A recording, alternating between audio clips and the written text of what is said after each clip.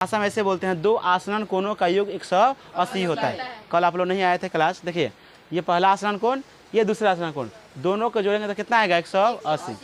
तो ये पहला है, ये दूसरा है, बराबर 180।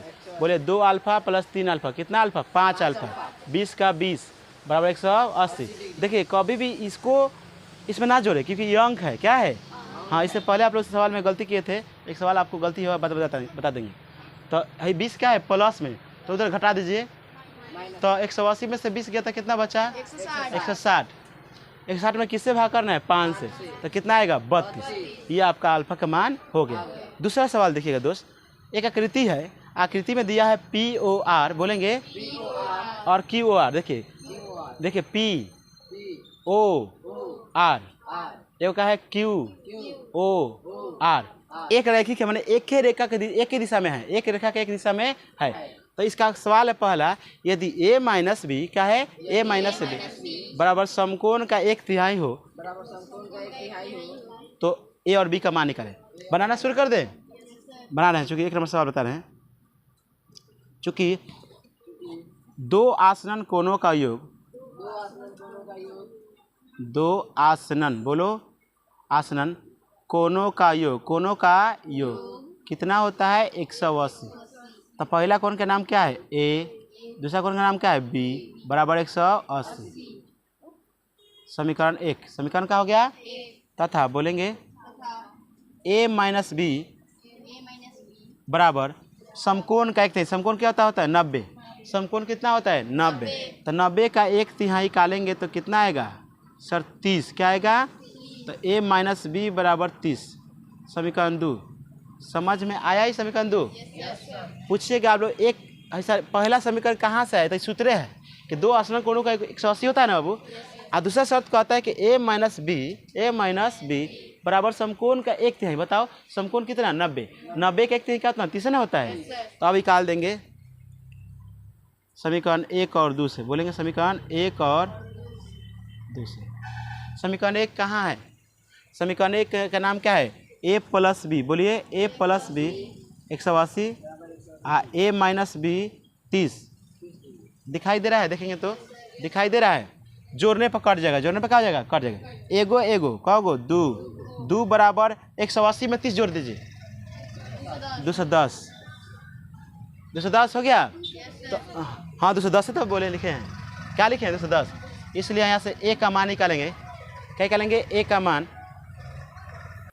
देखिए दोस्त यहाँ से A का मान निकालेंगे तो 2A बराबर 210 है ना, तो A बराबर 210 में किससे भाग करेंगे 2 से। तो देखेंगे 2 कम 2 5 10, यानी A का मान जो आ गया 105 डिग्री।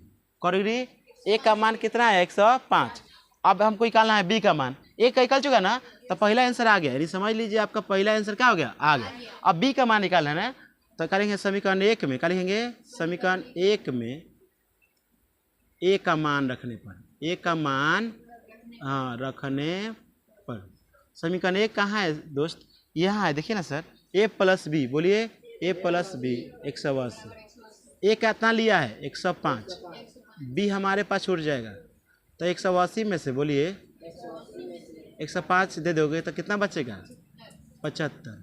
इसीलिए बोलो कोई पूछेगा आपका फाइनली आंसर, तो फाइनली आंसर पूछेंगे A का मान 105, A का मान 105, B का मान 75। यही आपका क्या हो गया आंसर। समझ में आया आप लोगों को। देखेंगे दोस्त C नंबर सवाल, B नंबर आसान है, आप लोग A की तरह B का कर लेंगे, बना लेंगे। C नंबर देखिए सवाल, C कहता है कि A अनुपात बनाए ना, A अनुपात B का मान कितना दिया है 2:1। जब भी अनुपात में सवाल हो, बोले जब भी अनुपात में सवाल हो तो उसका वैल्यू कुछ माना जाता है। तो मान लेंगे कि माना कि, बोलो X अनुपात में है। किस अनुपात में है X अनुपात में है। तो पहला का मान क्या हो जाएगा 2x, दूसरा का मान क्या हो जाएगा x।